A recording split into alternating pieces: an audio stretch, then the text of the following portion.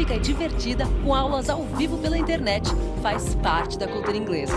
Com os professores mais capacitados do mercado, que te ajudarão a falar inglês desde a primeira aula. Ser a escola de inglês mais completa, com as melhores condições de pagamento, faz parte da cultura inglesa. O mundo faz parte da cultura inglesa.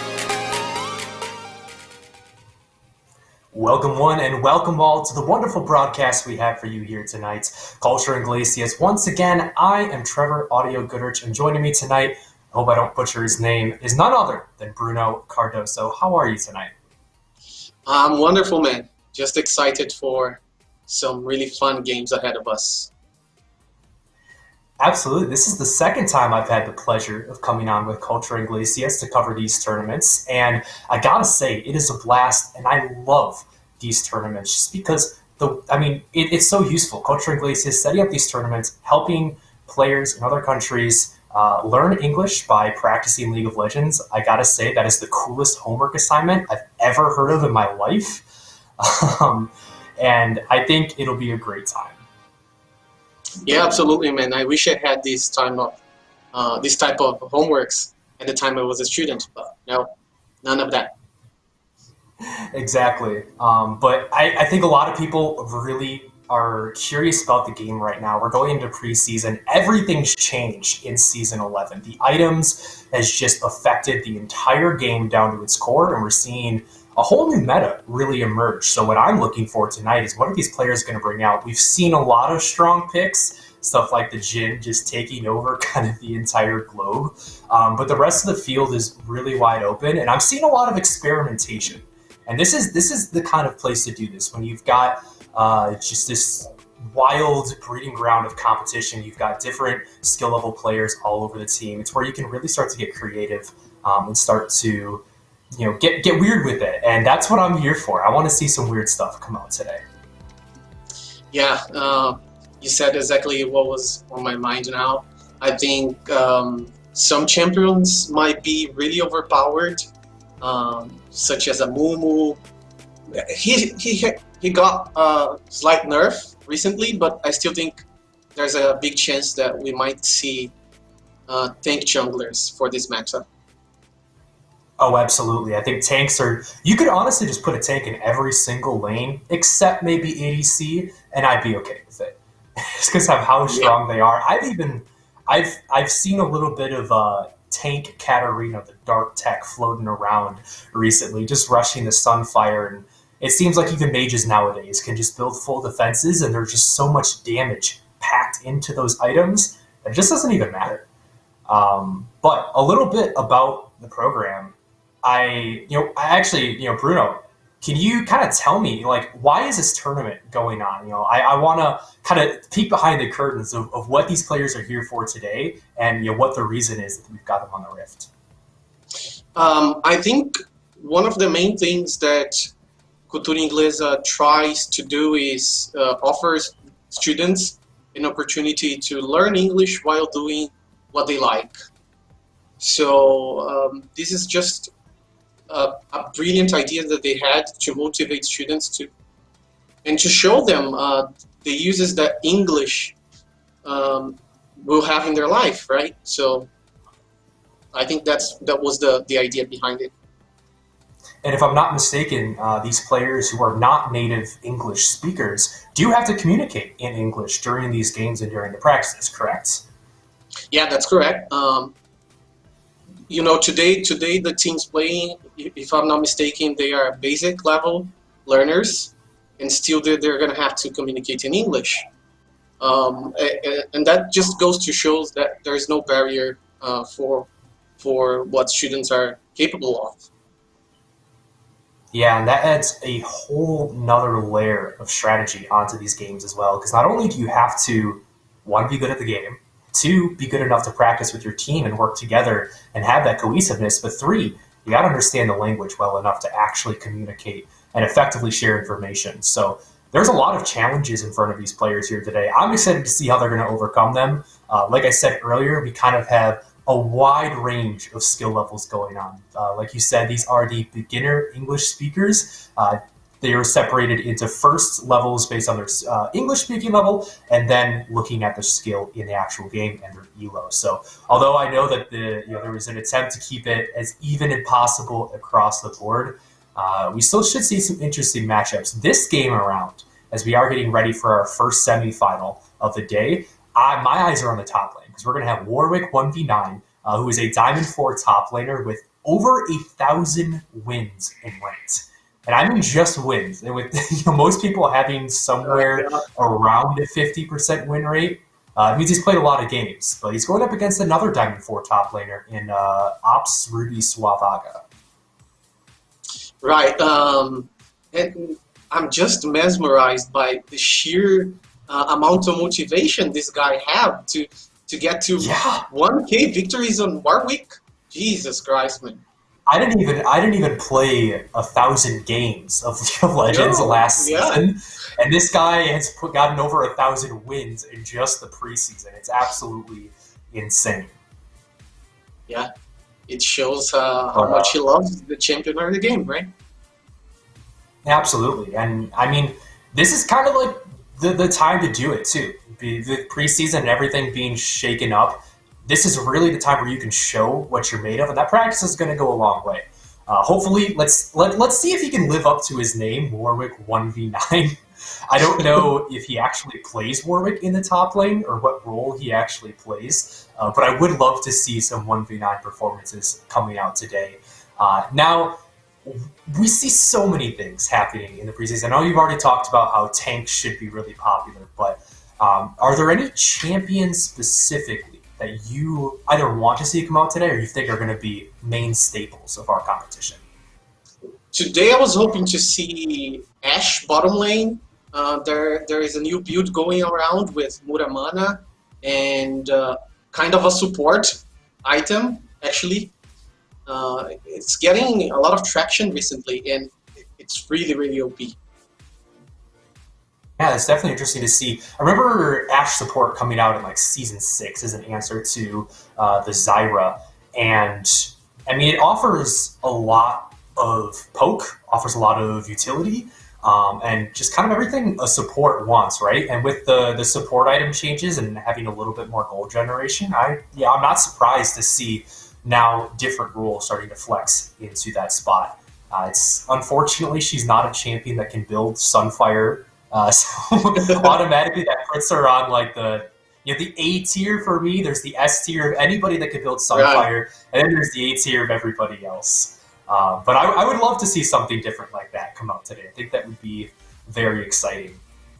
We are just waiting for these players to grab in the lobby before we get the draft going. But we are going to have 2 semifinal matches and a grand finals best of 3 for you here today. So the first 2 games, just a single best of 1, and then we'll have a proper grand final best of 3 at the end of it all. And if you do enjoy the show, make sure to follow the Twitch stream. Make sure to go follow Cultura Inglesa on Twitter. You can follow me and Bruno as well. And hey, stay tuned because we're going to have a lot more games coming up over the next couple weeks. The next 2 weekends, chock full of Cultura Inglesa League of Legends, and I can't wait for it.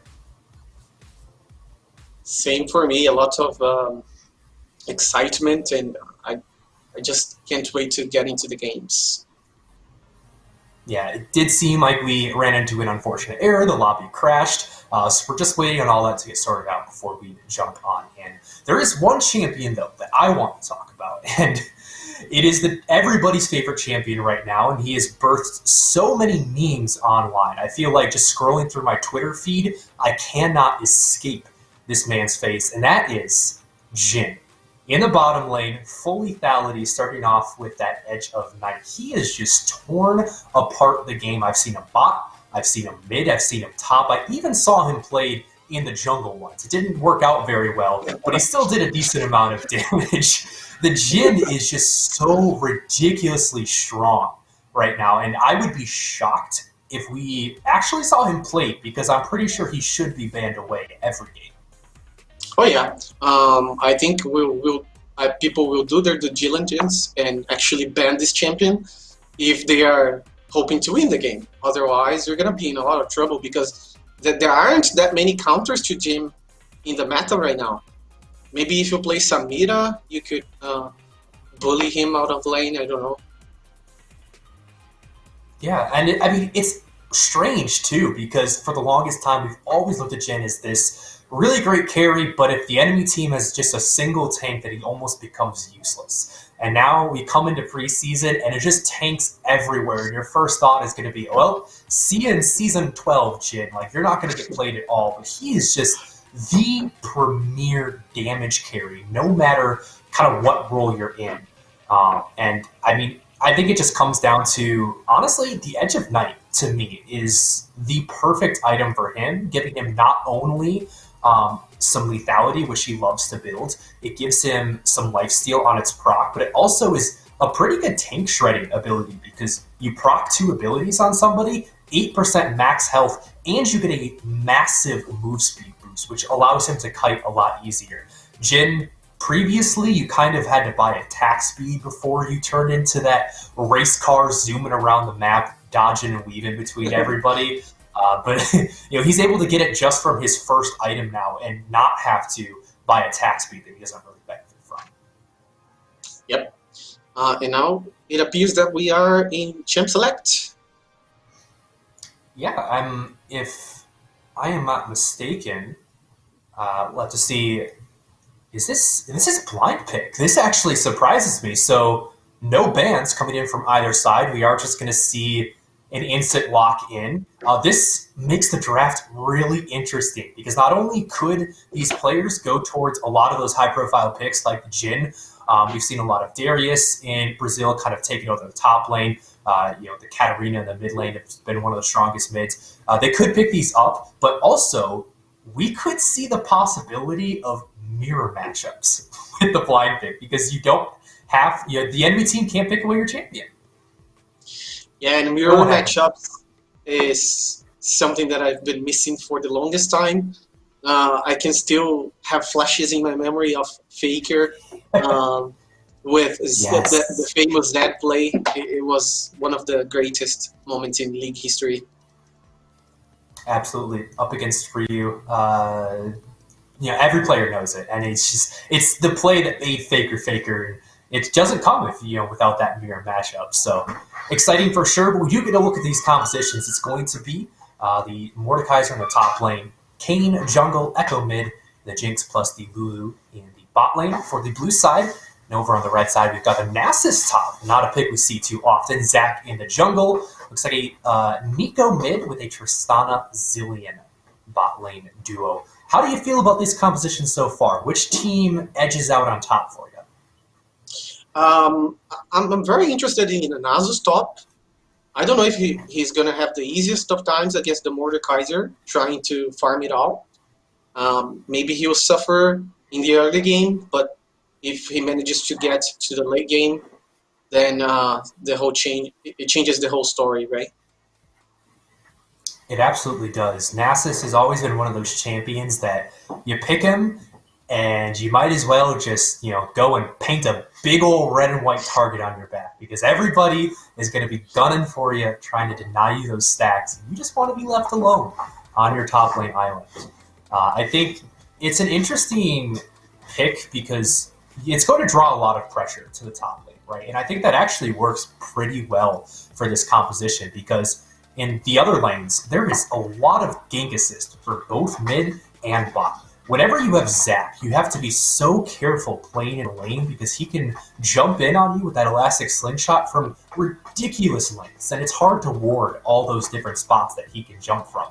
But you pair that with the engage and the CC that something like a Tristana or a Nico provides, and those are really dangerous lanes for the blue team. The Echo has one dash, but there in the bottom lane, it's just shields and an immobile ADC. So I think it could actually work to the red team's favor if everybody just tries a dogpile on this Nasus, because then they can take over the rest of the map. Yeah, and you talked about having a target on your back. I don't know how that Jinx is gonna survive through the early game. I feel that she's gonna get ganked 24/7, and I don't know if that was the smartest of picks. Yeah, it's going to be a rough start, definitely, for PV Camp and Cat 22. But, let's put that little asterisk there. But if they're able to get through the laning phase and, do it with a good standing, not too far behind, Jinx on one item with that Kraken Slayer actually feels really good. And as a resident Jinx main myself, I've been playing her since Season 5. I was a little bit worried coming into the preseason because you've always wanted that Infinity Edge plus the Runaan's. But the Kraken Slayer still feels really good on her. It does, and that's an item that has become really prevalent in this meta. And probably Tristana will also want to build that one and then go for the normal stuff like the Infinity Edge, like you mentioned.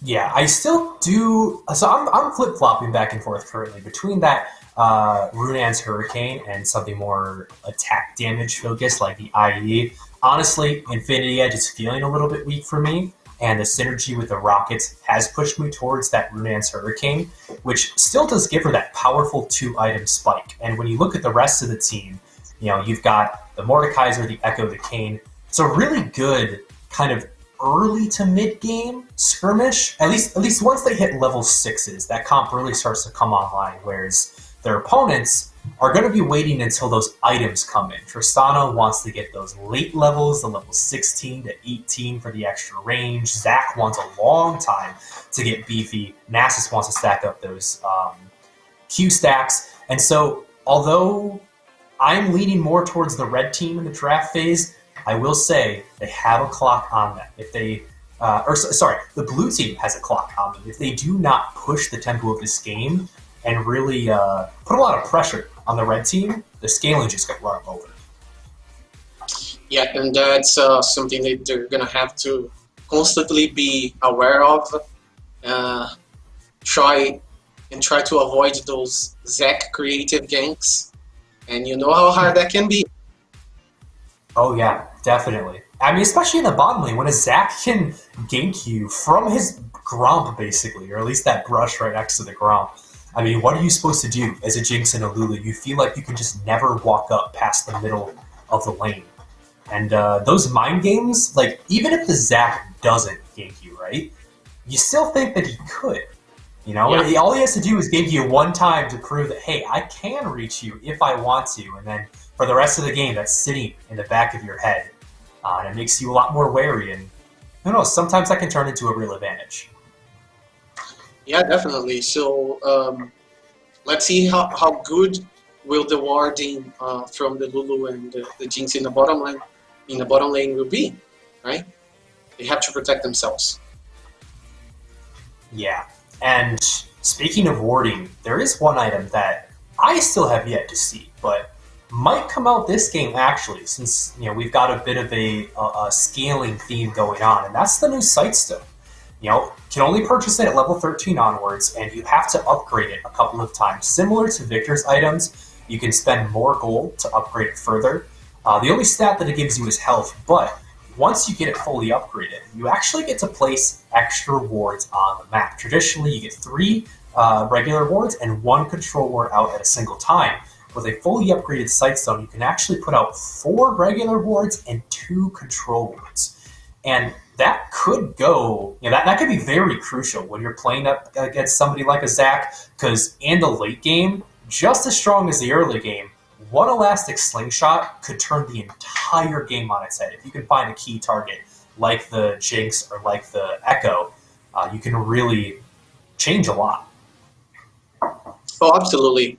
And you don't have to go too far back to remember how powerful warding was. When we think of the Korean meta back in the day, vision was the most important thing in the game, right? It absolutely was. I hope at least we don't get to that level of warding being important. And I think that Riot smartly added in that level 13 requirement as a way to try to combat that, to make sure that you can't be getting that upgraded Sightstone 6 or 7 minutes into the game or something crazy and then just completely blanket the map in wards. You do have to wait a little bit to even buy the item, and then even more time to get it fully upgraded. So I think it was a smart adaptation, and one that should cull the vision a little bit. But we are into game right now. Game number 1, the semifinal between the blue team and the red team. Let's see how it shapes up. Yeah, let's get to it, man. Already, we see Nasus getting pushed under tower. I feel bad for him, man. I mean, there's not much he can do, and this is kind of expected from the blue team. But Kayn, he started on his blue side, went his Gromp, and he's immediately going to try to counter jungle this Zac. Zac, although he is a very good clearer of the jungle, his first clear is very dangerous because it leaves him on incredibly low health. So the fact that Kayn has already come in here, Zac did secure the red buff, but it's 3v3, and we'll see what he's able to do. He's going to force him off the Gromp. Zac knows that he's not going to get that, so he's just going to flash a thumbs up and walk away. But this has put the Nasus in a bad position too now, because with his jungler being forced away, this is a wave crashing in. They could potentially set up for a dive. And I think Kayn was able to do that because initially he had Cryo from Echo in the mid lane, Cryo on the top lane, so it's a pretty easy evade, actually. Yeah, and it's exactly what we were hoping they were going to do. Turn up that tempo. Don't sit around and wait for that Nasus to get strong. It's in the mid lane. We do see the Echo able to bait out the Ignite from the Nico. But just in terms of CS so far, we're only 4 minutes into the game, and the blue team has almost 1,000 gold lead. This Nasus sitting on 1 CS, currently tied with his support. I feel for him, man. I've been there. As an ADC, I've played as Nasus. Just when everybody else has got your number, just because it's so hard to do even the simplest things. Oh, Kayn is trying to kill the Nico in the mid lane, and he gets it. He gets it first blood. Going over to Warwick 1v9's already starting to live up to that name. And the teleport going to come in from the Echo, so nothing lost even from the mid laner. That's going to be a beautiful play from the blue team, and you can see that Echo already double the CS of the Nico and able to deny that entire next wave. Yeah, but actually, I think initially there was a bit of a blunder from Echo. He got solo killed under the tower, and the Kayn got a kill in retaliation. I didn't even see that. That is very important to note because, that means that Nico's not out of the lane yet. If she had gotten killed, lost that wave, and hadn't gotten any gold back, she'd probably still be sitting on that Doran's ring, and the lane just becomes even more impossible from here on out. But getting that 300 gold back in her pocket at least keeps her safe for now. I don't know about this Echo's itemization. He went back and got himself another Doran's ring. I don't know how effective that is nowadays, but let's see what he managed to get with it. Yeah, definitely a more lane-focused playstyle that he's going for. We'll see if he's able to turn it into anything. Ultimate there in the top lane as soon as Mordekaiser hits 6. And Nasus, he's just going to stand there. He knows there is nothing that he can do. But here's the gank we've been waiting for. The Zac into the bottom side. He grabs 2. There's the first kill. Lulu has to flash away to avoid adding another casualty. And, we talked about it, how hard that lane phase was going to be. As soon as you walk up past that river, you're done for. Yeah, this was bound to happen, right? If you don't have a ward, if you don't keep a really good ward in that bush, you're going to get ganked. Yeah, and it's hard to even get that ward, right? When are you going to be able to walk up into the enemy jungle all the way around that wall and put down a ward? While you've got everybody, the waves coming in, you're trying not to miss farm. There's just not even that many good opportunities. What's going on? Oh my god! Mordekaiser, he just walks in her tower again. Unfortunately, we didn't get to see the play itself, but we get to see the aftermath. And I also want to point out that this Mordekaiser started Dark Seal. So he already has 4 stacks on that. He's racking up the AP, and if he wanted, he did. He went back and he turned that into a Magi's Soul Stealer at 7 minutes. Warwick might be the 1v9 carry, but the Mordekaiser is looking to turn up the heat in this game. Wait, please someone tell me that that's a visual bug. Does Nasus still have only 1 CS? He still has only 1 CS. He's 0-2. He is level 5 right now. Oh man, it is. It's so sad to watch, and I feel so bad. Trust me, Noob2758. I feel for you as an ADC main getting dove all season long in Season 10. I feel your pain. And now the blue team, they're looking to do the same thing in the bottom.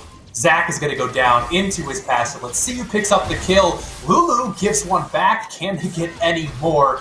In the mid lane, it's a fight to the death, and Nico just barely ekes out on top. Overall, a 2-for-1 trade. And that was actually going to go slightly into the favor of the red team because of Lulu trading back that kill and Nico picking one up for herself in the mid lane. Things are looking bad, but they're not impossible. Yes, there's always a silver lining, right? And if they manage to keep up with the kills, maybe they will find a way back into this game. It is going to be the blue team, though, picking up that first dragon. Good job by them to turn that bottom lane pressure into an actual objective. We'll see if any trade is going to come out. Currently, they do have eyes on the Kayn. They go against low health. Again? The man just wanted some plates, man. Hey, good news though, he got some CS. He's now up to 4 farm. Yep. That is, quadruple the goal that he had previously. Oh no, Warwick! He doesn't quite find the last W, and so he goes back in. This time he has to trade his life over. Good ignite from the Zillion to make sure that falls. It's a shame that the kill didn't go to Tristana though. She could really use some gold right now. She's struggling. Trying to pick up what she can under the tower, but even that is not easy. Tristana probably the worst marksman to farm under tower because your E will automatically damage all the enemies and put them in weird ranges for the tower to make it difficult to last hit. Now, though, it seems like they've given up on Nasus laning. Honestly, I think the way out for this red team, just send Nasus into the jungle. Let him pick up some gold, right? Let him go take the Raptors. Let him get to level 8, 9, 10. Let him get at least some items under his belt, and then send him back to the top lane. They should honestly just keep this this little switcheroo that they had going.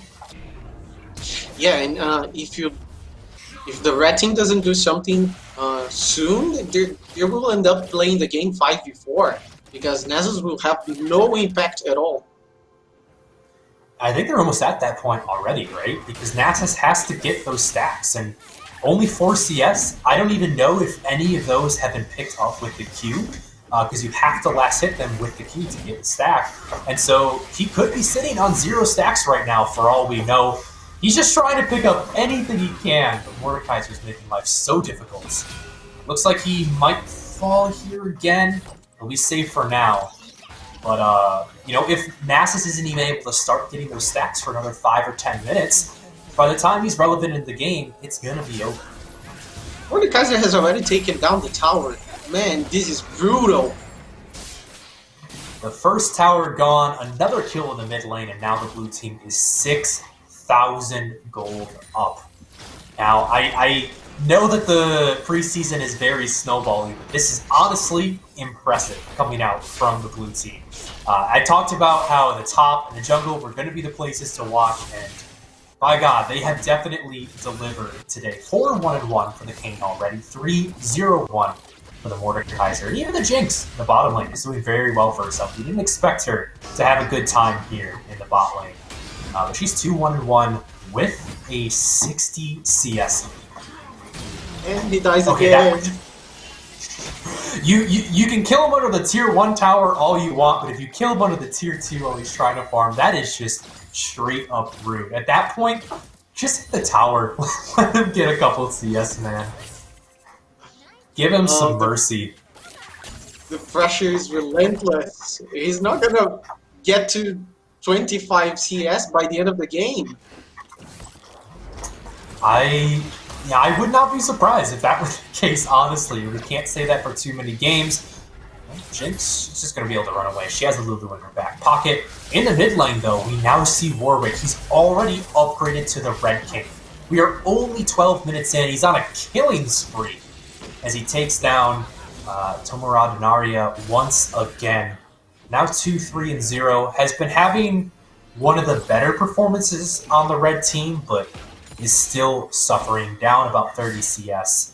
Has picked up the 2 kills, but it's a small light in the very dark tunnel that the red team is currently going. I don't know about you, Trevor, but I've been playing against some really good Kayn players, and once they get fed, man, it feels like you're hitting a brick wall. It absolutely does. I think Kayn was one of the biggest benefactors of these recent item changes, and we'll get to see that power on display right here as he goes in. Unstoppable is the Mordekaiser to Echo. He joins the fight, but the party's almost over. They're going to pick up the last party favor. A killing spree for the Jinx, and landing that slow in the Nico means they might get just one more. The Kayn still has his ultimate available. Not even going to need it, though. Warwick 1v9 is unstoppable.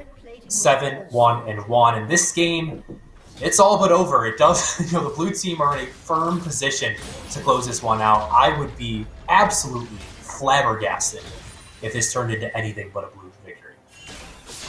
Yeah, this time I just feel like the blue team might as well start limit testing and see how much they can get away with, because, as you said, the game is all but over.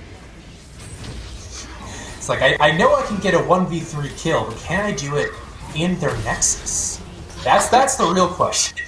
But yeah, I want to go back to that point about Kayn, because I feel like the 2 best classes here in the preseason are assassins and tanks, and Kayn's a jungler that can do both. And you also have to think about the fact that junglers, they lost a bit of gold generation this season. The camps aren't worth as much. The jungle items don't give you as many stats. They upgrade by themselves automatically. And so you're working with less resources than you were before, which means that clearing the jungle quickly is one of the most important factors in having a good jungler. So now we've got, a good clear speed, assassins and tanks are strong, and you've got Kayn, who does all of that. He clears the jungle instantly. He can be a tank or an assassin, or both at the same time. So this preseason has really just been a perfect storm for him, and it's no surprise that I see him just taking over this game. Yep, and at this point I start wondering if this is legal. Is this even legal? What's going on here? I mean, it is a blind pick because he can't ban it away. You can just keep doing this over and over again. I actually am surprised that we didn't see the Jhin come out. I feel like the Tristana is a really strong pick right now, but if Mariana and Drea had gone for that Jhin, we might have somebody to blow up this Kayn before he can get the seals off, before he can get that ult off, or he can do things like this. Will he finally go down? He will. A big ol' shutdown going to the pockets of Nico. 3 and 5 now. Raptor, though, he's going to shut down that comeback train real early before he even leaves the station.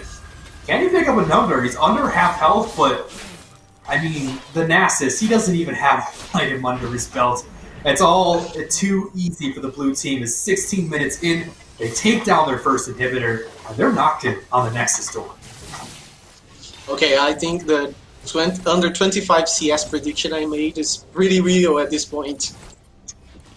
Absolutely. We might get more deaths than farm this game, as he is 0-7-0, has the 10 CS. And, I mean, if you're the red team, thanks for trying. You played a good game, unfortunately. I think they just went a bit too far with this game, right? Tanks are really strong right now. Scaling, it's great if you can get there. But when you just draft all late game and you have nothing to bridge the gap between the first 30 minutes into that point where you can actually get those powerful items in those later levels, you kind of, handicap yourself. You make it really difficult to play the game. And I think the blue team, they did a good job capitalizing on that. They recognized that a lot of these late game camps are coming through, and they said, okay, let's pick up the King, let's pick up the Echo, let's pick up that Mordekaiser, and let's just make sure they never even get close to 20 minutes, let alone 30. As Warwick, he is literally 1v9ing right now. He is in their base, no allies around. He picks up a triple, almost grabs the Quadra. And Nasus, he's just sitting there in the top lane. You won't even give him a chance at the Penta. Warwick, he doesn't want to play the game anymore. He's like, come on guys, the Nexus is right there. We can be home in time for dinner. He doesn't find the W, but he's just gonna keep going. He's ignoring the Zac right now. He's down to 300 HP, but still, this man will not fall. He goes back in, and suddenly, he's back up to half health. The Ignite's gonna be dropped down, and that is going to be a signal to finally back off. Where is it? He flashes in. He gets another one. He's on a rampage. 13, 2, and 4. When will this man stop? He doesn't even have mana. And all of that after he won before the enemy team. He was one before. He's gonna pick up the blue buff, so he still doesn't need to go back to base. I wonder how much gold he has in his pockets. That's my question. That's what's on my mind right now. 5,000, 6,000 more? He just basically killed the whole team, waited for them to respawn, and then killed them again before going back to base. And he's still not going back to base. He wants round 3. Ring the bell. He's gonna go in. Oh god.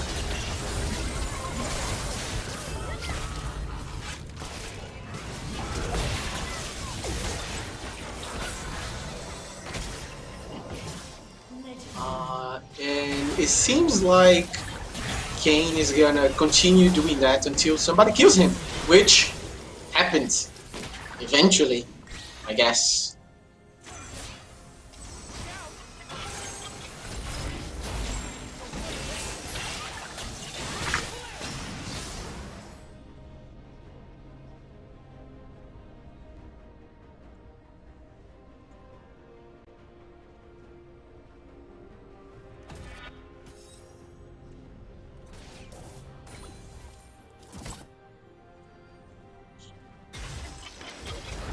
And the blue team is attempting to end the game, although attempting it's not really the best word to use it here. It's just a matter of time. And Nessus is gonna get killed once more. 18 CS 090. Not having the best of times at the moment.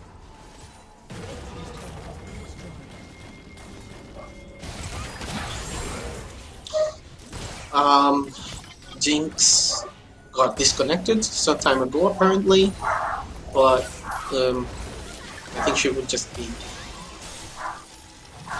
another.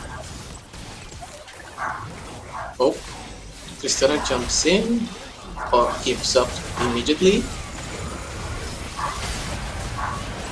There's a double bomb from Zillion. That was a good stun. But Kane still goes in, gets another kill. Tristana gets killed. Zac has to jump back into the fountain. They're just gonna wait for minions to drop in and end this game.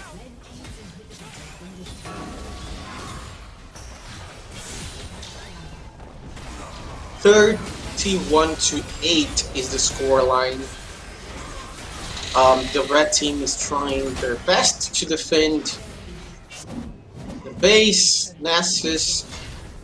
Ooh, he's getting to 25 CS here.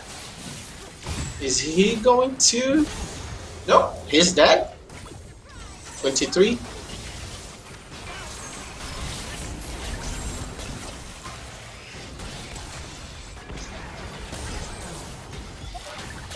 And they just have to hit Nexus a couple of times. Mordekaiser might as well try to get another kill, and that's the end of the game.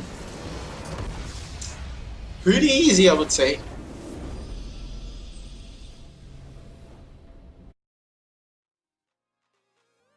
So that was an interesting game, to say the least. I was not expecting. I mean, I know the preseason is pretty chaotic at this point, but I think this was just a little bit too much. I don't think anyone would have predicted a game to be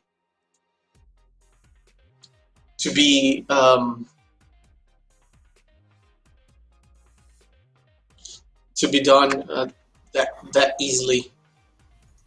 Yeah, absolutely. Are we back? Can you hear me, Bruno? Can you hear me now? Yes, absolutely. Can you hear me? I've been on the looking in for the last 5 minutes, I guess.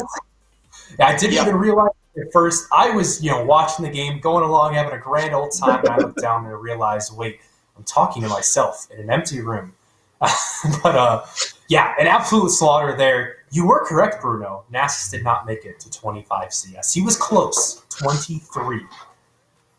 I think But, he could have gotten the 25th CS, but Echo was not feeling super generous today. So yeah, that's sad. No, the entire blue team was bloodthirsty at the end of that game. They were not ending at all. They were letting the minions do the dirty work. They just stood around and waited for their respawns. Jinx even DC'd there at the end, as you called out.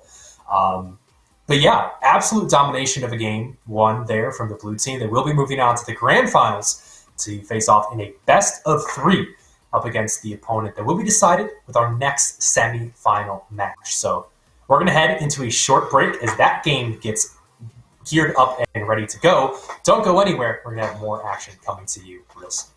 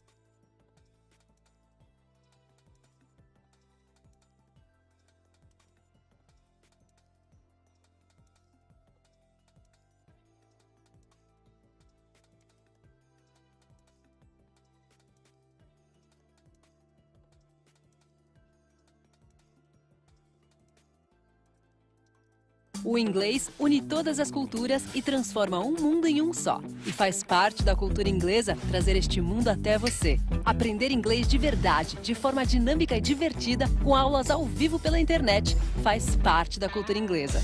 Com os professores mais capacitados do mercado que te ajudarão a falar inglês desde a primeira aula.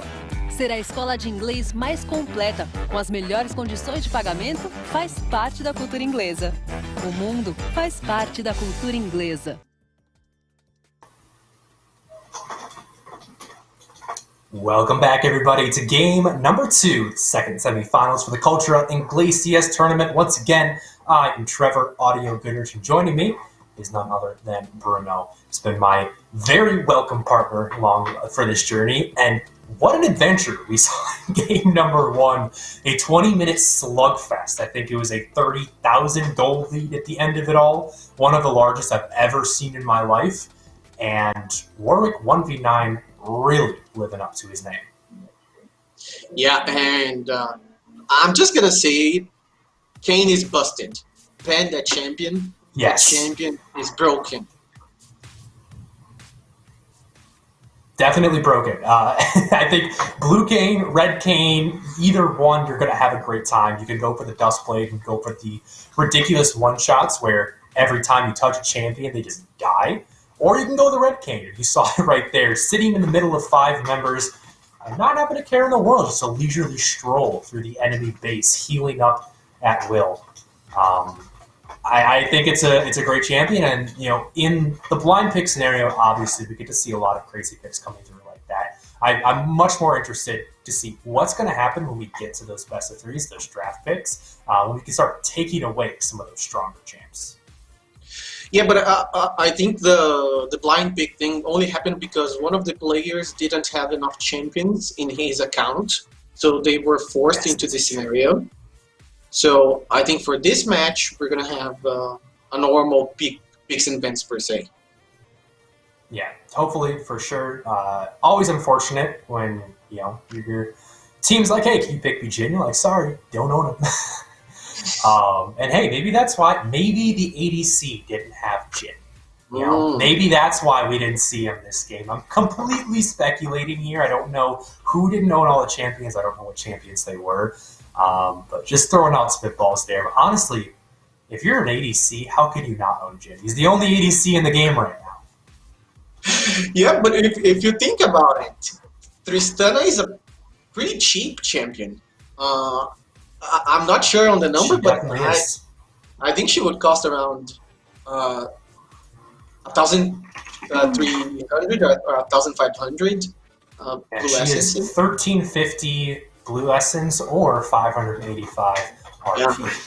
So, if you don't want to grind out those games, you can always break out the wallet for a little bit of extra, boost.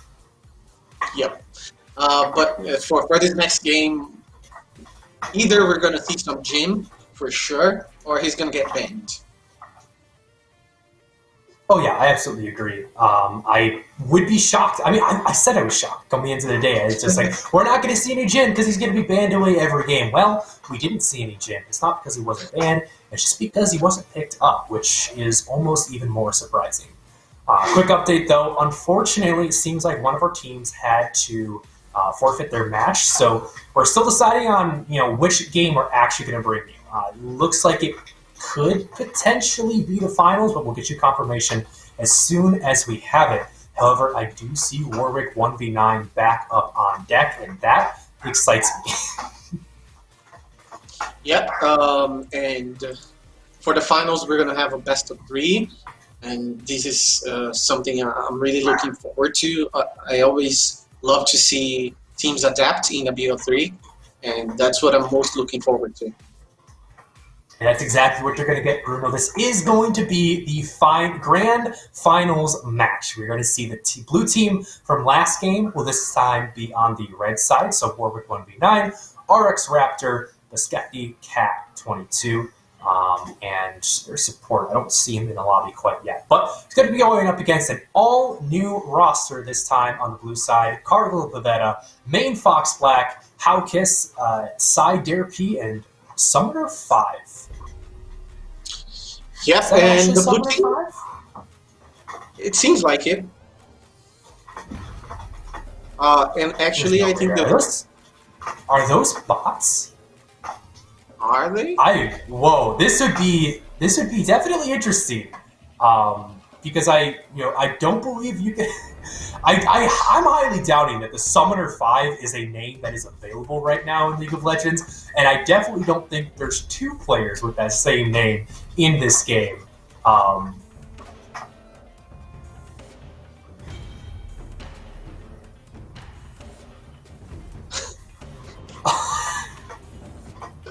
so two Jax bots.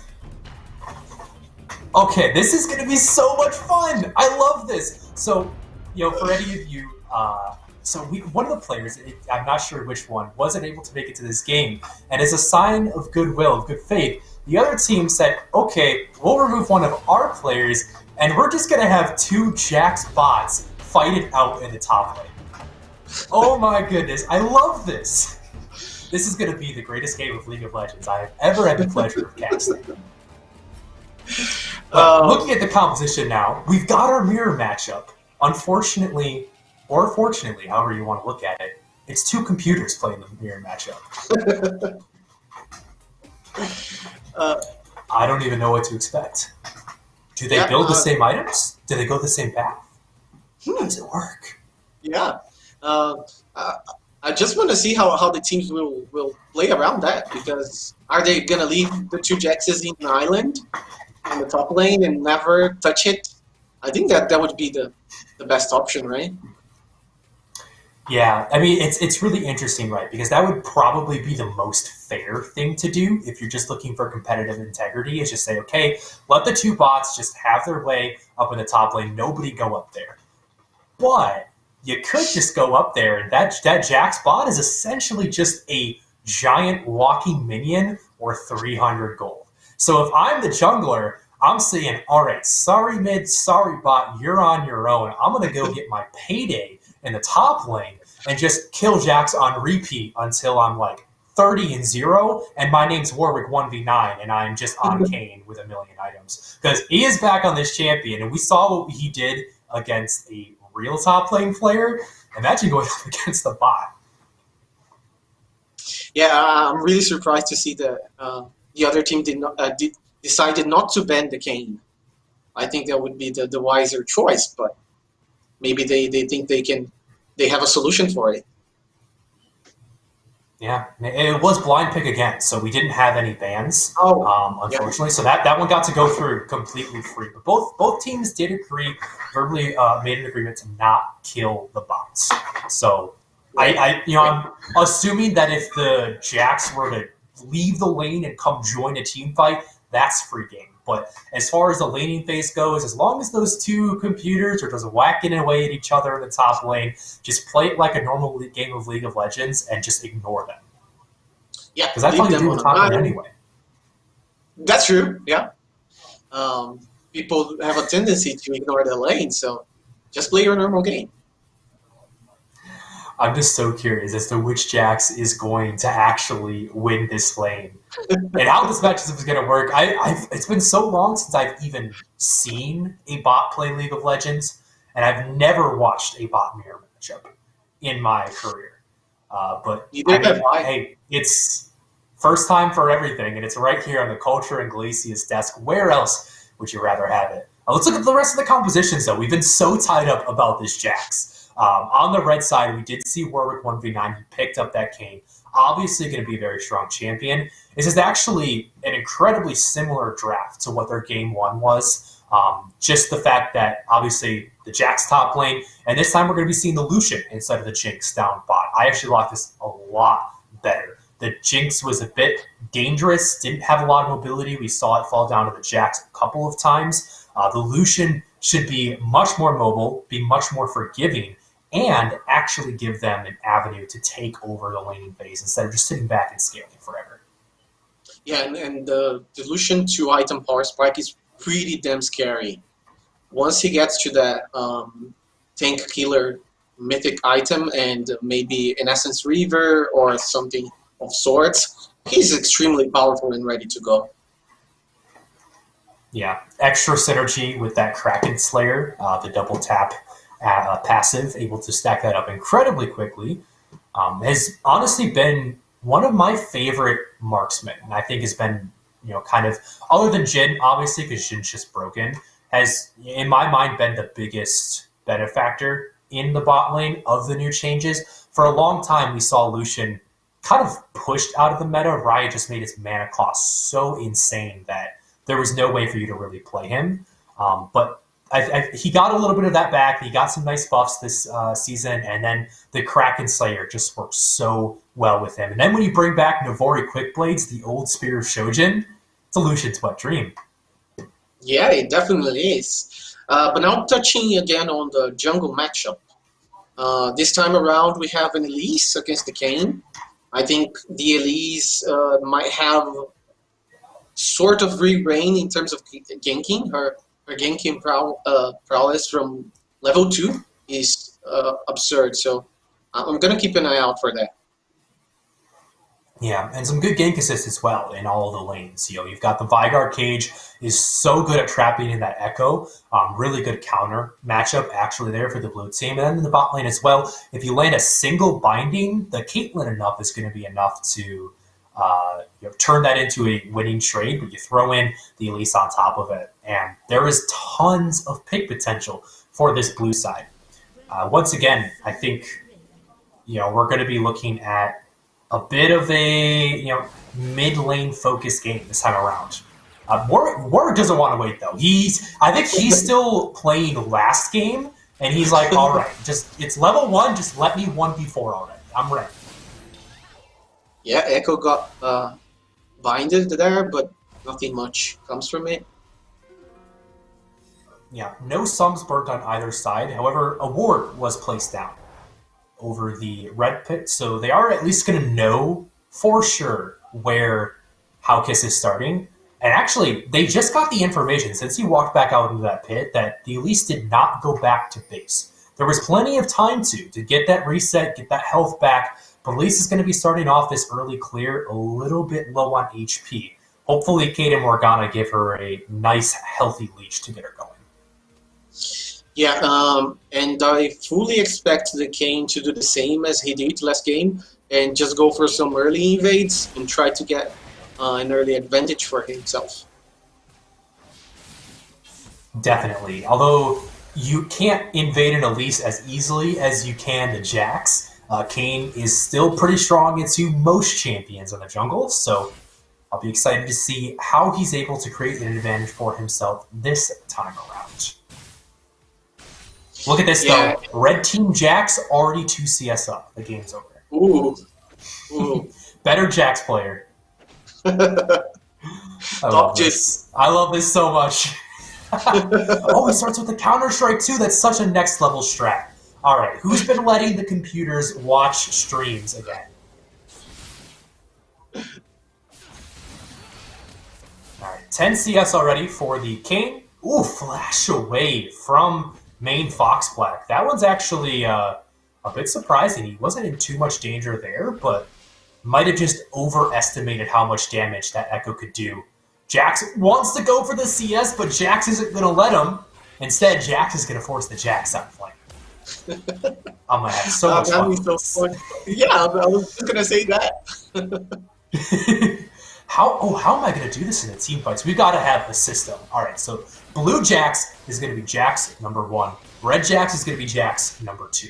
And that's how we're going to distinguish them in the team fights. We'll see if I can keep that straight in my brain, as the red team got a really big chunk down there in the bottom lane. Good start from the Lucian and the Lulu. Normally, I would expect that Caitlyn Morgana to have a lot of lane priority, but if that Morgana isn't hitting those bindings, then the duo isn't really getting the most out of their strengths. So, Lucian really good at dodging those skill shots, and it's already a couple CS up. He's able to crash this wave in as well. He's feeling good. Yeah, but they're pretty far pushed up, and Elise is pathing bot lane. It might be an opportunity for a gank. Very well could be. There's tons of CC to have. The bot lane Crab is still up as well, though, so I would like to see Haukius go towards that one. The red one went over to the Kane. And oh no, Jack's number 2. He's down to 100 HP. Okay, he's able to leap to safety. Crisis avoided. Surely he's going to go back to base and reset. This is fighting good players on their level. Yeah, he actually is. Ooh, flash forward there from the Kane. He's chasing him down. He dodges the cocoon. What a play. Somebody put on their juke boots this morning, and Warwick 1v9. He's dancing all over the enemy teams. He's back on the board with the first blood. Yeah, I would expect the Elise just to try to avoid that fight, but she initially tried to fight him off, and that was a big mistake from him. Yeah, I mean, maybe that one looks okay if the cocoon lands, but because he sidestepped that one, it's all but over. Good dodge there by the Caitlyn. 50 caliber net to jump away from the Kane. Almost gets the turnaround. Wow. Wow, that was so incredibly close to the body hits afterwards, and Carcole still picks up 1. The play works out for them in the end. It was a gate from the red team, but Caitlyn walks away with the win. Yeah, the gank turned out to the detriment of only. Gotta say, the reaction time there from the Kane was pretty incredible. I think he had vision in that brush, but good job by the Morgana, just sniff that out. And state of the game so far, only a 400 gold lead for the blue team. So we're definitely seeing less of a domination from game 1.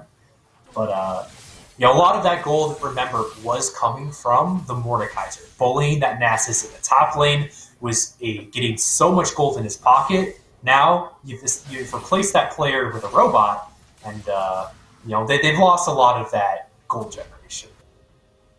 Yep.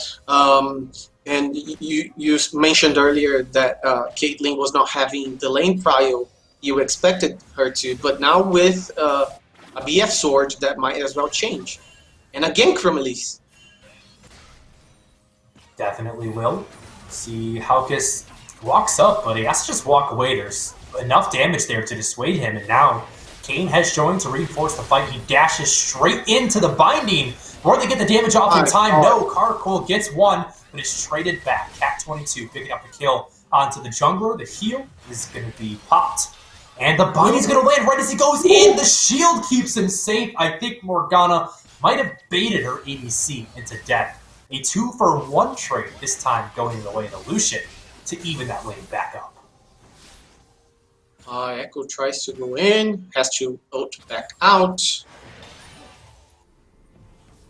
Yeah, I guess he going down to just a couple hundred HP. The greedy recall, and main Fox Black is punished for trying to get that recall off. The kill's going to go over the basket. You don't do that against an Echo. No, you definitely don't. The mobility that he has, he's doesn't have the ultimate, but just the shielding, all of that makes it so dangerous to recall in that position. I think he might have been window shopping too, because initially when that Echo jumped in on him, it took him a second or two to actually react to the play. But now it is going to be the Dragon, picked up once again by Warwick 1v9. Has brought over his mid laner to help him, and although Elise is in the area, she's just too little too late, and now she might actually be in danger. This cocoon's gonna land. Can Warwick get the slow? Not enough range. Instead, he's gonna say, fine, you get away this time, but I'm gonna go take your jungle. Oh, Haukius, he wants to contest for it, though. He's 2 levels down. He has a good amount of burst, but there's allies there to back him up. Haukius is going to fall eventually. A great cage is going to trap one in. And it is going to be the 2-for-0 trade there. The ADC fell as well. And Warwick is still going to get those camps picked up for himself. That's the second time Elise tries to fight in a disadvantage. And this is costing so much for her team. All right, Jax on Jax action. They're popping the Counter-Strike. They're sitting on top of each other. And Jax number 2 is the superior player. He's able to grab the kill. No sums burnt on either side. Meanwhile, is getting on a killing spree in the mid lane. But honestly, top diff The Jax is just too good.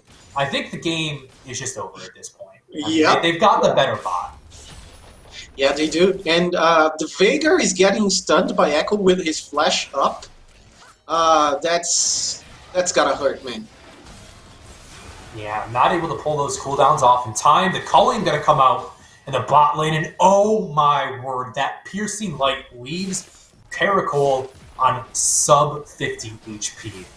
I was very close to being another kill going over to the Lucian, already 2-1, and things are starting to look a bit dangerous for the blue team. Now, the red team, hot off their game 1 victory, is looking to make it happen again. Will Jax number 2, though, be able to get out of this sticky situation? Ooh. Jax number 1 gets revenge and takes down his counterpart and evens up the bot war. It's only fair, right? If Jax number 1 kills me once, then Jax number 2 has to kill it back. I'm expecting nothing less from mirror matchup, but staying maybe a little bit too long. The Morgana is in a bit of a bind, but just baits them in to the waiting arms of Caitlyn. Now, can they kite back? Raptor is able to find another kill there. The second one will go down as well. They get something back for themselves, but it's not enough. Oh my word, Howkiss. Good job to pick up that second one. Can you get a third? This could be the window back into the game for the Elise. Just 100 HP, but the Lucian hit the damage. The Tornado running down with a cocoon. But the flash on top of him to get the last auto, and he will walk away with another kill now. How much? 3-2-2. And, a lot of gold back in that Elise's pocket. Maybe we start to see her come back into the game. Still a big kill decline, but we made it over the hard part. Warwick? As Warwick, as soon as he sees that missing ability, he charges in. Picks up that kill. Unfortunately, I've lost my game feed, and so hopefully he picked up that second kill as well. He did. Do you have eyes on the game, Bruno? All right. Yeah, I have eyes on the game. He did get the second kill, but Caitlyn got him in retaliation. And in the meantime, in the top lane, Jax is hitting away in the tower, getting some free plates. Caitlyn and Morgana pressuring the Lucian into his tower. So far he has no problems farming it out. Whoa, ultimate, that's a kill. Oh, one hit though. Morgana manages to get away. There's some trading in the top lane. Jax number 2 might get another kill. One more. Nope. Escaped by the skin of his teeth.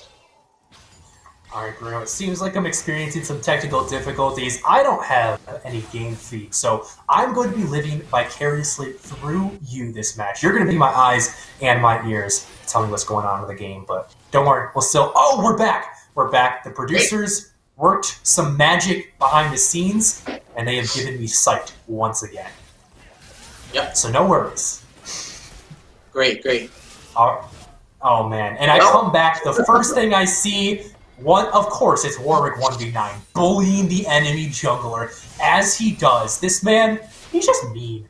He's just a bully. He's just taking Elise's lunch money. He's lining up every day. As soon as he gets to school, says, all right, fork it over, $5. Gonna go get myself a carton of milk and some cookies.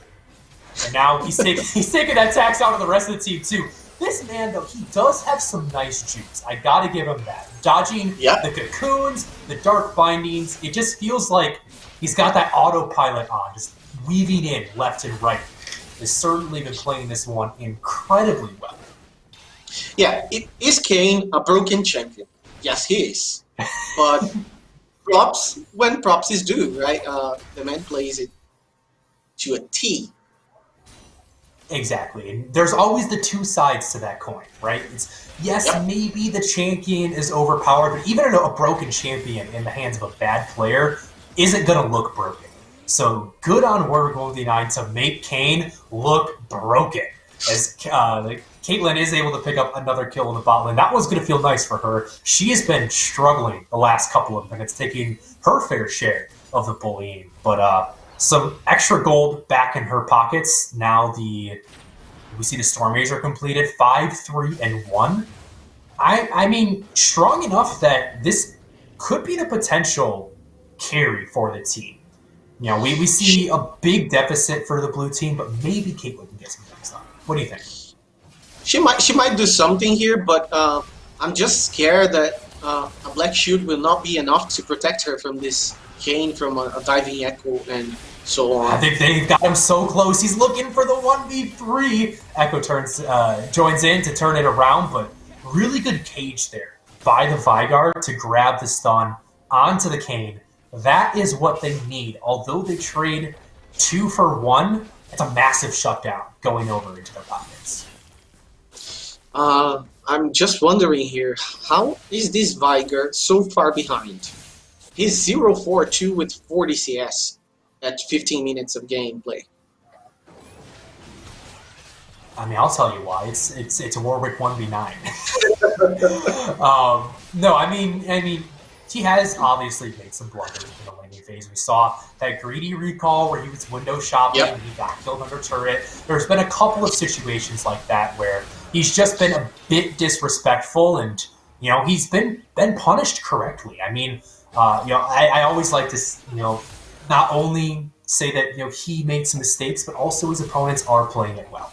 They're not letting him catch back up after he makes the mistakes, which is very important. But now the cage is not enough to keep him safe, as Warwick 1v9 will take down Jack's bot. Come on, man, he's just a computer. Leave him alone. And now they're going to be pushing into the inhib turret. Once again, pre-16 minutes. Oh, man. Fox Black is going to be sent once again on an express trip back to base, a la gray screen. And Warwick 1v9 has made himself at home within the enemy base. Has no fear, says these turrets mean nothing to me. Yeah, I have a Lulu in my back pocket to save me from death, and I mean, wasn't it last game we saw him sticking around at like 100 HP and no mana, and he still picked up like 4 kills? He's looking to make it happen again. He flashes out to safety. This man is Houdini. You cannot convince me otherwise. He is a direct descendant of the great magician himself. Are we having some sort of deja vu or something? I've seen it before. Is this the same game? Are you showing me just a replay, just flipped around so that Warwick 1v9 is on the other side of the screen? Because it feels really similar right now. Raptor on a rampage, 7-3-6. Echo's 8-1-10. The Kayn is 9-3-5. And once again, it looks like this game 1 is all but over. It is a 11,000 gold lead, just 16 minutes in, and the red team is firmly on their way to picking up the first game of this series. And I worry for the mental state of the blue team. How much damage will this game cause in their mental state? Will they recover from it in the second game? I think we'll have to see, right? I mean, Warwick 1v9's last opponent. He damaged their mental so bad they didn't even want to play the rest of the games. Yeah. that is how deep this man got inside of their head. Now, it seems like Echo, a little bit of that Kayn magic has been rubbing off on him because he's like, hey, I want to try doing that too. I'm going to go 1v5 in the enemy base. He already grabs his first kill. And look at that, the spam on the Jax bot. You're BMing a computer, man. That is the ultimate form of disrespect. And he's still going to pick up even more kills. Warwick, he said, I heard there's fighting. I need to be involved. And he is straight into the backline. They grab 2 kills. Now we 5v3 in the enemy base. Super minions pouring in. And will they actually end the game, though? Last time it took them like 3 pushes to actually end the game because they were just having so much fun grabbing the kills. They do shut down the Kayn, so maybe this defense goes on a little bit longer. The Caitlyn has the headshot, but the shield comes in to keep the Lucian safe, and Echo will take her down.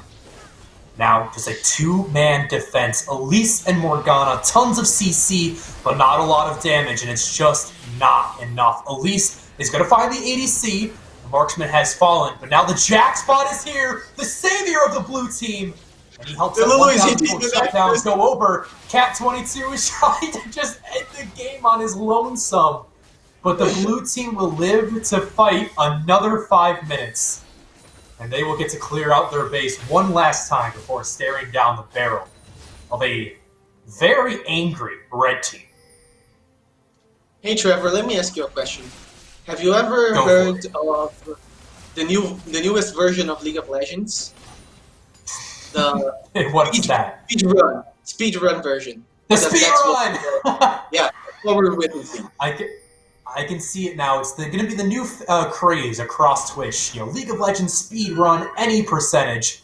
On the front page, you're going to see Warwick 1v9. This man holds the world record so far, at least in my eyes, of the speed running League of Legends trophy.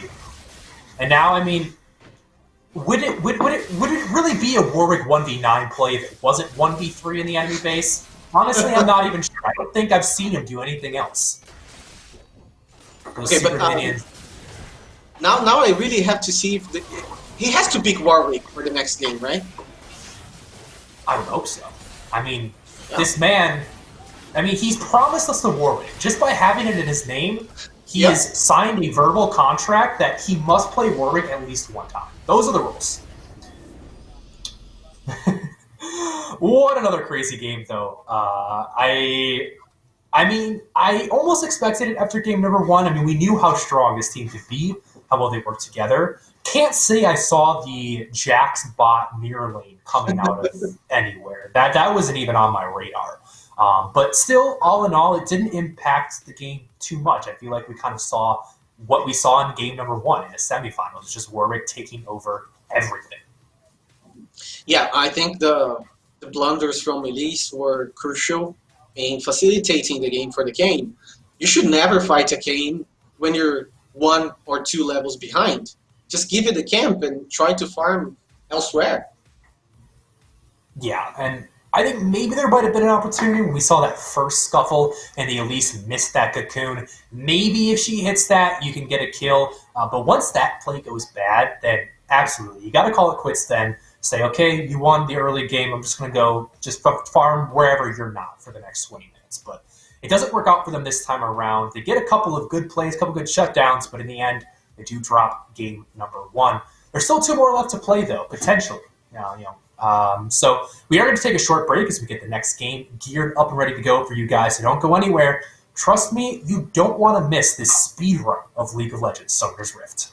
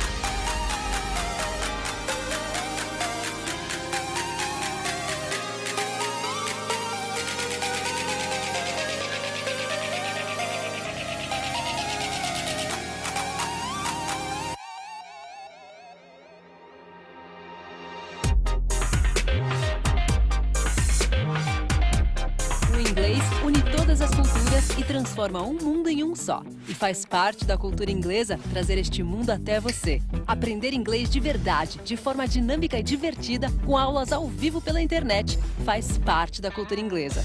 Com os professores mais capacitados do mercado que te ajudarão a falar inglês desde a primeira aula. Ser a escola de inglês mais completa, com as melhores condições de pagamento, faz parte da cultura inglesa. O mundo faz parte da cultura inglesa. Welcome back, everybody. I apologize. I just took a drink of water. I choked on the way down, so we're still recovering a little bit. But game number 2 of this best of 3 series. Oh man, I'm crying. Bruno, why don't you lead us into this one? Why don't you give us a recap of what we just saw? Because I'm trying and I physically can't. Okay, let me tell you, what we just saw was a bloody massacre. And hopefully this next game is going to be a much more balanced match. What I wasn't expecting was to see Warwick 1v9 run away with the game entirely. I'm hoping that changes. Really? That didn't shock me at all. After seeing the semifinal, I'm not going to lie, I expected exactly that kind of game. Now, what I didn't expect was the Jax-Bot mirror matchup, but that is neither here nor there. I'm wondering if we're going to get the same thing this time around. Wouldn't that be a treat? Oh, you definitely would. Maybe put him on a different champion. Yeah, that was what I was thinking of. Maybe having. Awesome. Who would you want to see in a 1v1 computer mirror matchup? I would love to see some wet noodle matchup in the top lane. 2 tanks duking it out. That's boring. Yeah, I want to see like 2 Sorakas going at each other, just throwing out the Starfalls. That would be spicy. I think that'd be pretty fun. Yeah. But we are just waiting for one of the players to get into their game before we get this last match going for you guys. Honestly, though, I'm not sure if we're going to be going with a blind pick or the draft pick again. But Warwick 1v9 on this Kane. It doesn't look like there's any counterplay whatsoever to him, and look, he gets it again. Game over. Yep. The guys try hard. Hopefully not. Yeah, he wants to win. This might just be to practice your English, but he's got some pride in this. He doesn't want to let his team down. And it is going to be the Jax-Bot, by the way. The guy is having the time of his life.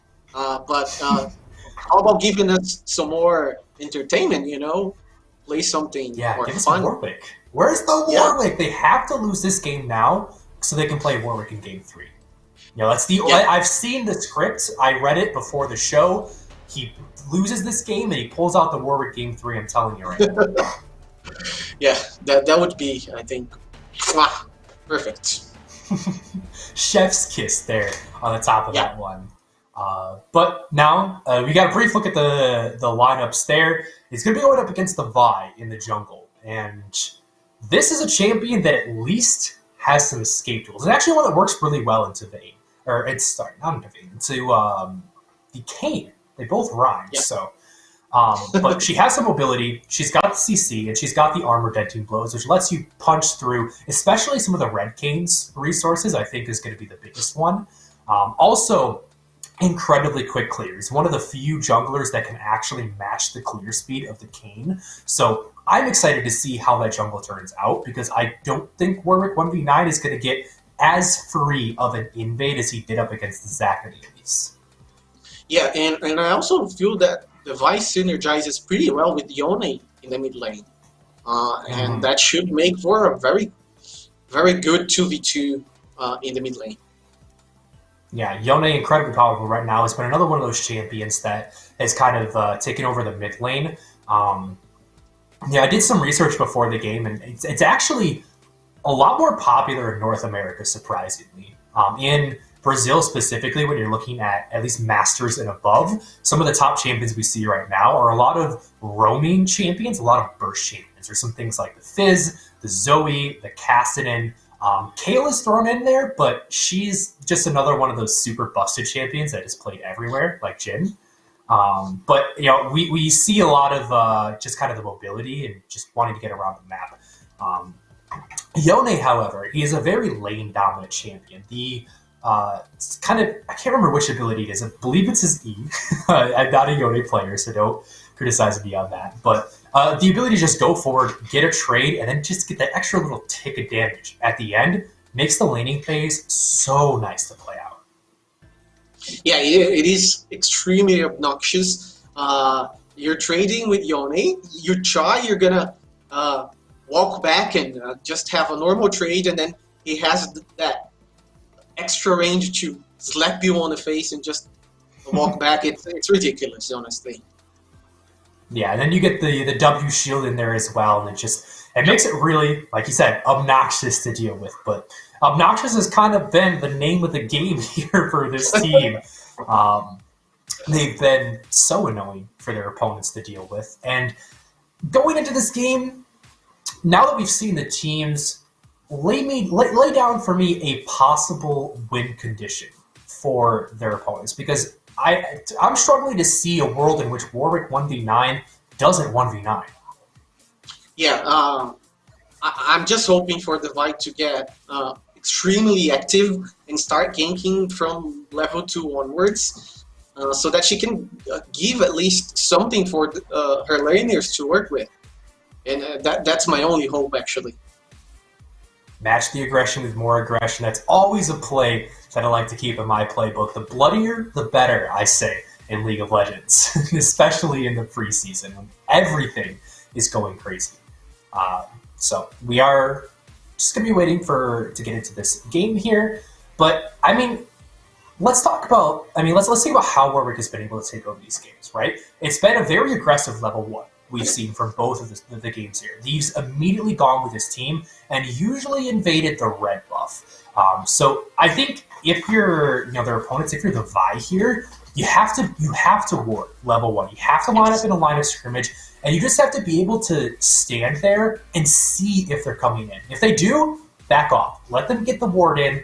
Maybe lose your red buff. It's not a big deal. You can go and counter jungle. And I think that's been the one thing that has been missing, is every time the Kayn goes in to invade, they try to fight him. They try to fight for their camps, where the correct play is actually to just go take his camps, because if he's in your jungle, he's not in his jungle.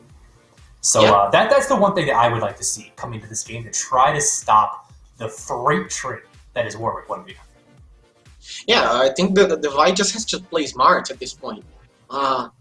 You have to be able to learn from your mistakes. Something you pointed out in the first game was that they had complete vision of the Elise doing the red buff low in HP. Not low, but she had lost some HP. So that was an easy path for Kayn to go there and fight her off.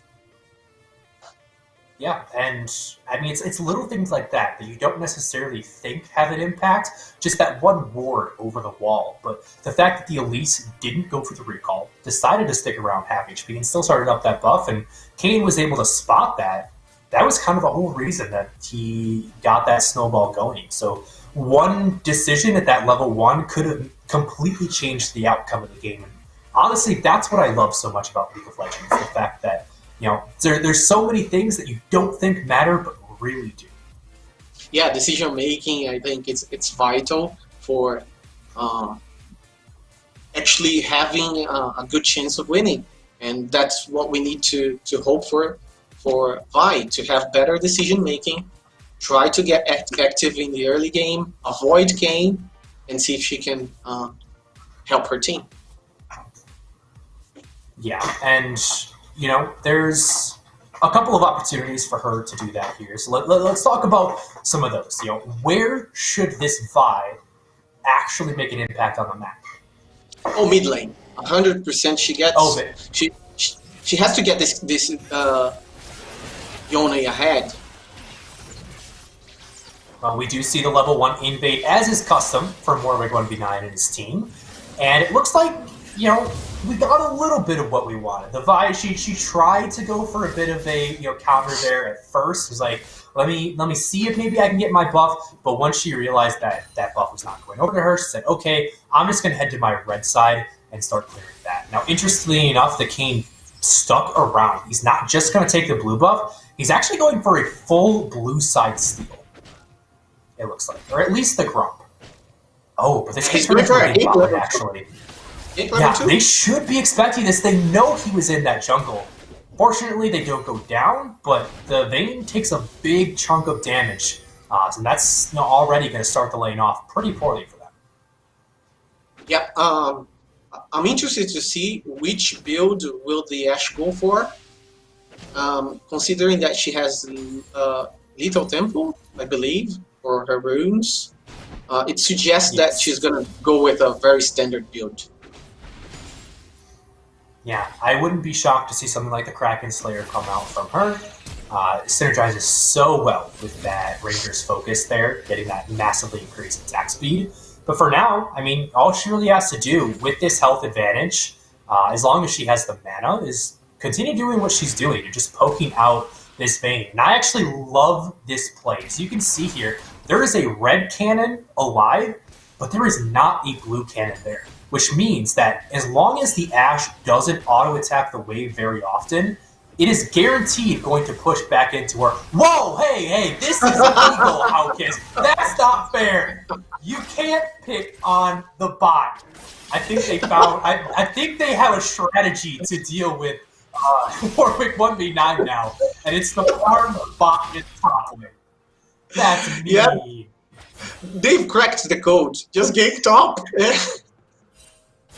Where's the rep? Do they get some sort of penalty? Can we throw the flag? Timeout. That wasn't in the rules. Oh man, that's dirty. You know what? I want Warwick 1v9 to finish this out. Before I wanted a game 3 because it was gonna be spicy, but that was before you broke the cardinal rule. And see, now it's fair game. Now Warwick 1v9 can farm this Jax as much as he wants. We'll see if he does get punished for it, though. Flash forward from Haukus. Did he lay the trap? Did he play 5D chess with him? Looks like he built it away 4 now. It's actually the Blue Jacks running the Vayne. They're running the Vi down.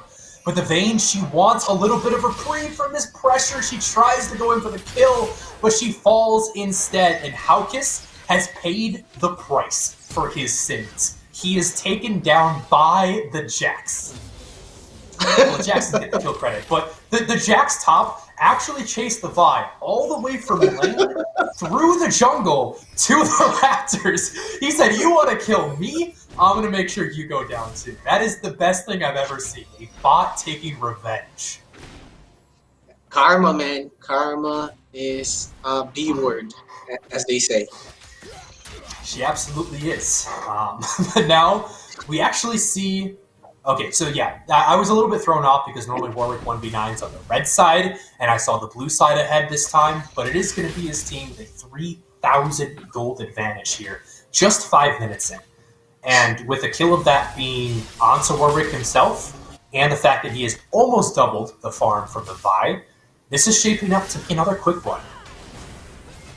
The silver lining, though, is the mid lane. Silas is having a very good time. Almost double DCS of the Yone.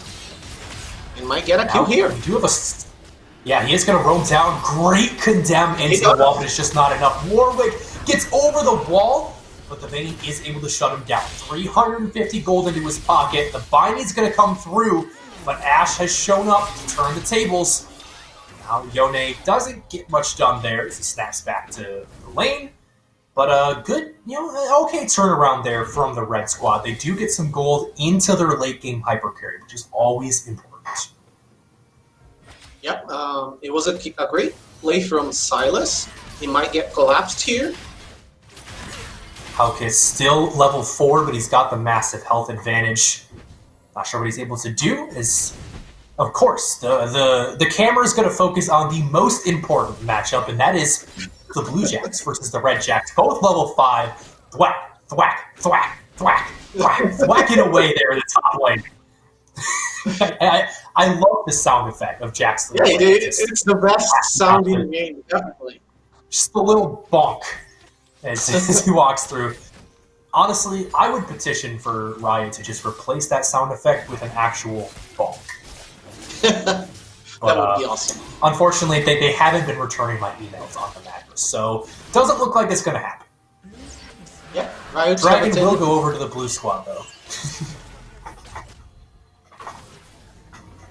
As now we see another game coming through. Both junglers have shown up, and the bot lane realizes, wait, there's a fight going on here. Too little, too late, though, as Haukus does have to back away. That's a lot of DPS. The slows from the Ashe are impressive. She flashes forward with the Hunter's Fury and gets a double kill out of it. Not level 6 yet, or that might have turned into 3. And now they've got free range to hit onto this turret and collect that plate gold. That's how I like my flashes. Forward, always forward. Always forward, especially as a marksman. Yeah. Oh god, I have PTSD from accidentally flashing forward in some scenarios. As an ADC, I am a big win, and I will always save my flash to get away. Oh, but Red Jax, you gotta be careful here. You don't have level 6. He's very winning close the trade. fight going on. He is winning the trade. Actually, the Blue Jax popped the ultimate in the last trade, so able to win out the trade even a level down and against the ultimate. Red Jax is showing some serious skill here in this game. Oh. You know, if any organizations are looking for a new top laner, we've got a very promising prospect here in this match. Yeah, here in Brazil, we could use some of that, you know? Absolutely. Oh boy. As now things are continuing to snowball out of control as Warwick 1v9 might be looking for a dive, but some good CC, the binding plus the condemn is going to dissuade it. He actually gets extremely low, and it looks like Lulu's gonna have to pop the heal just to make sure that he stays safe. Morgana has been pretty accurate with these bindings so far. I hope he's just helping push the wave. I hope he's not. Oh.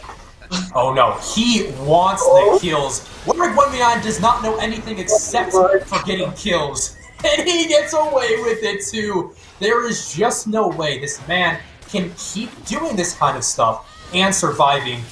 The Ashe will pay the price for his sins that time around as Morgana lands another well-placed binding.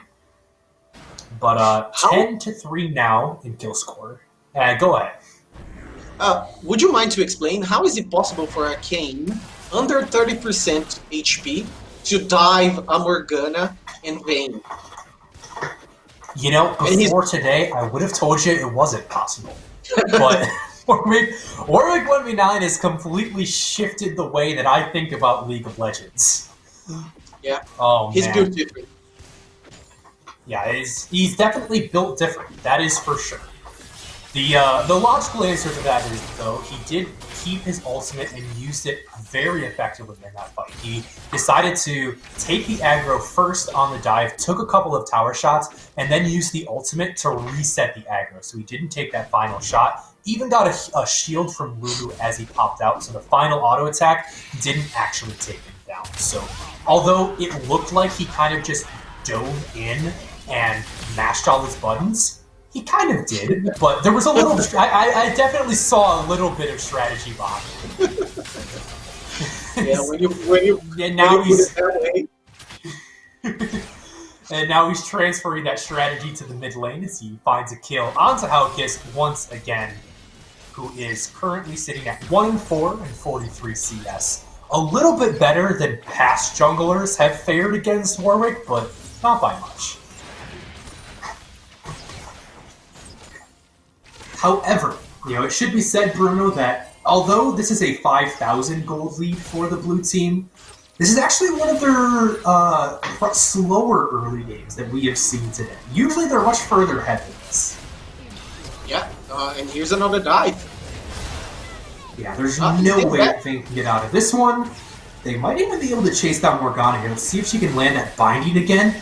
Oh my god, Morgana has been so clean with these bindings. I'm actually very impressed. If they weren't dying like every 10 seconds, I would be incredibly impressed with this play. There's another one, and this one might actually cause him to go down. It looks like the Ashe is taking up the turret, and Warwick survives again.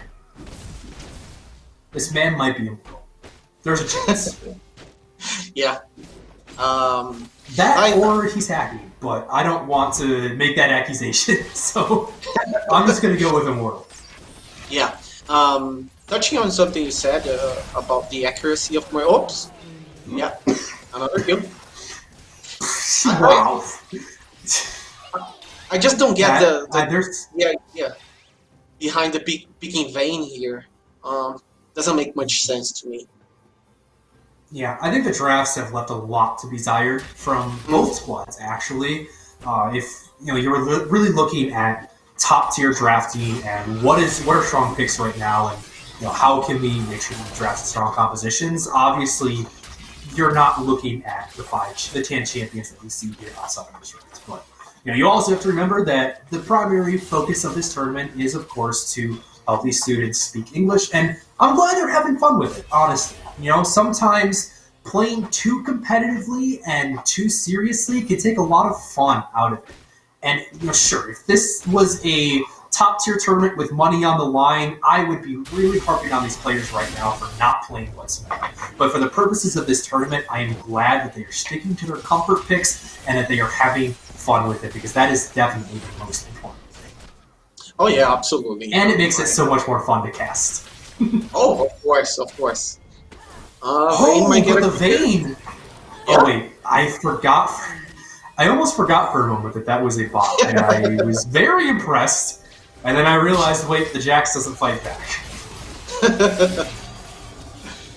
Yeah. But 10 points subtracted from the red team because they killed the bot.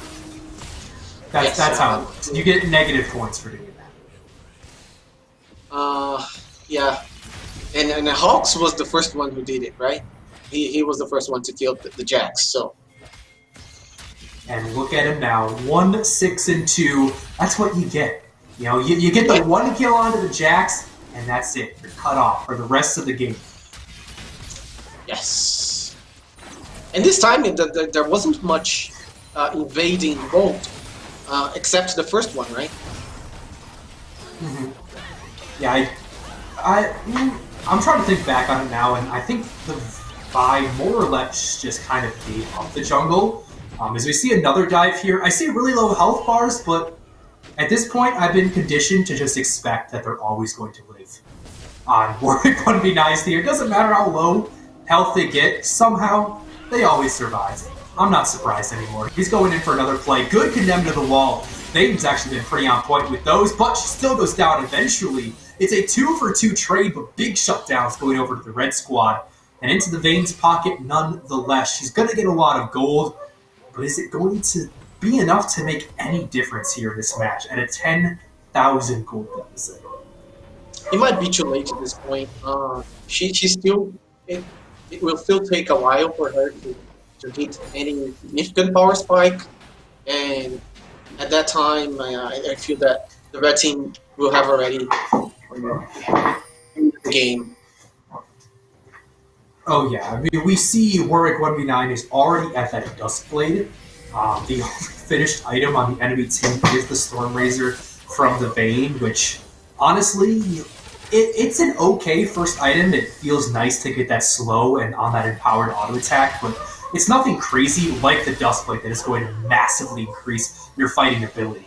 And fighting ability, red team has in spades right now. They are just dominating the map. Indeed, they are. And Kane is going in. Blue Kane with Duskblade. Oh my god. That's the other side of the coin. We got to see Warwick 1v9 play Red Kane, where he just 1v4s and face tanks and never dies. Now we get to see him just show up and everybody around him drops things to him because he's Blue Kane. Yeah, you called him Houdini before. I'll give you that one. He's making some magic here. There is some magic in the air tonight. Warwick 1v9. He's a wizard as he finds another kill. Shut down thanks to another well-placed binding. TCI derp. I've already done it, I think, twice this game. But again, I'm going to give a shout-out to this Morgana and how incredible she is with these bindings. She finds another one, and that's the shutdown of the Silas. And this might actually be the start of a decent defense for the blue team. Another binding lands onto the Lulu. But triple kill for the Ashe. She's a little bit too strong. Essence Reaver plus the Kraken Slayer. and they could be looking to end out the series right here. They're on to the first Nexus turret. They don't have any allies to back them up, unfortunately, but what they do have is a buttload of damage. Raptor is legendary now, 14, 1, and 5. He's putting on the carry pants here today, but he's up against his greatest enemy now, the Red Jacks. Oh, he took him down. Okay, not that big. All right, who's the next challenger? I'm ready. Round 2. Looks like it's going to be the Vayne. She's hunting him down. She's looking to jumble in, but she's gone. Warwick 1v9's one-shotter. Who's next? It's going to be the Morgana with the... Oh, no, she's dead too. Double kill for the Cade. I can't even get through these calls, man, before they are over. They're just too fast. The Fountain! The Fountain is the last standing member on the red team that can take these members down. It just one-shots the King. Did I mention limit testing before? Because I think that's what they're doing here.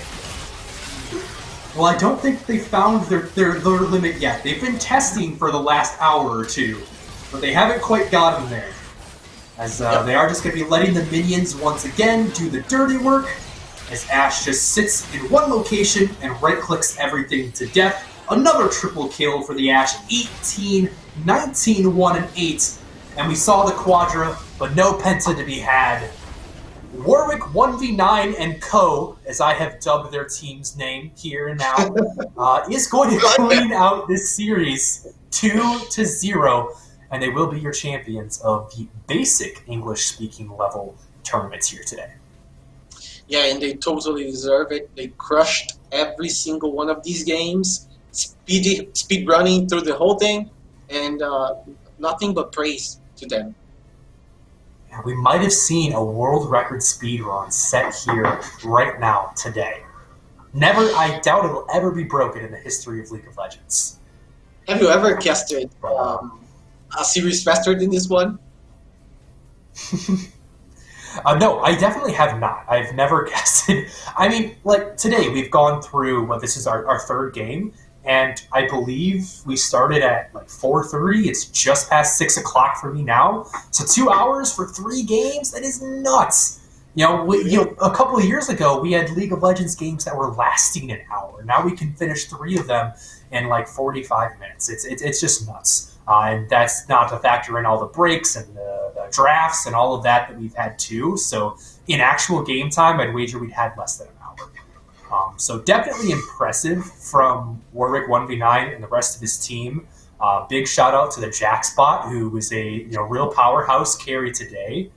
But yeah, I mean, thank you for being on the air with me today, Bruno. It was a lot of fun to watch these games, and I'm excited to see what we have coming up because, congratulations, this isn't the end of it all. Cultura Inglesa is going to be coming at you with games for the next week or so. We've got another match tomorrow, and I believe we have 2 more next weekend as well. Don't we, Bruno? Yeah, that we do, and hopefully we're going to have as entertaining games as we did today. Yeah, that is always the goal, but that is going to be it for us here on the broadcast test tonight. Thank you to everybody that tuned in. Make sure you're giving Cultura Inglesa a follow here on Twitch. Go over to their Twitter, follow them there as well. They do some amazing work, and I am so excited every time they ask me to come and cast these games for them. But we are going to wrap it up tonight. Make sure to join us here tomorrow at the same time for another group of students playing on the Rift, and hopefully we'll get to see some more mirror matchups. That'll be fun. Oh, that would be for now, I'm Trevor Audio Goodrich. I've been joined by teacher Bruno, and we'll see you tomorrow. O inglês une todas as culturas e transforma um mundo em um só. E faz parte da cultura inglesa trazer este mundo até você. Aprender inglês de verdade, de forma dinâmica e divertida, com aulas ao vivo pela internet, faz parte da cultura inglesa. Com os professores mais capacitados do mercado, que te ajudarão a falar inglês desde a primeira aula. Ser a escola de inglês mais completa, com as melhores condições de pagamento, faz parte da cultura inglesa. O mundo faz parte da cultura inglesa.